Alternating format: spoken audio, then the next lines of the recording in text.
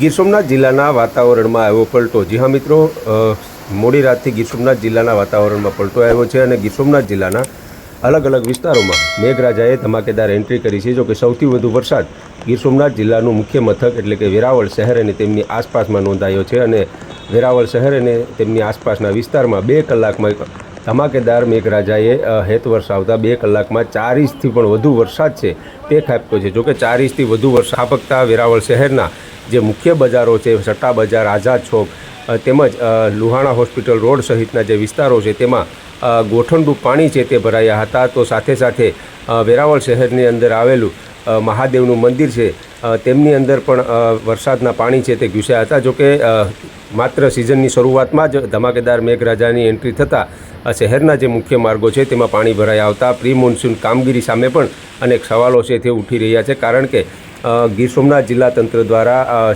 ચોમાસું શરૂ થતાં પહેલાં જ પ્રી મોન્સૂન કામગીરી કરતા હોવાની વાતો કરાઈ છે। નગરપાલિકાઓ પોતે પ્રી મોન્સૂનની કામગીરી કરતી હોય તેવી વાતો કરતી હોય છે, પરંતુ આ જે પ્રી મોન્સૂન કામગીરી છે તે ક્યાંક ને ક્યાંક કાગળો ઉપર હોય તેવું પણ લાગી રહ્યું છે, કારણ કે વેરાવળ શહેરની અંદર 2 કલાકમાં 4 ઇંચ વરસાદ ખાબકતાની સાથે જ શહેરના મોટાભાગના જે વિસ્તારો છે તેમાં ગોઠણરૂપ પાણી છે તે ભરાયા હતા। જોકે હાલ મેઘરાજાએ પોતાનું સ્વરૂપ બદલ્યું છે અને ધીમી ધારે હેત વરસાવી રહ્યા છે।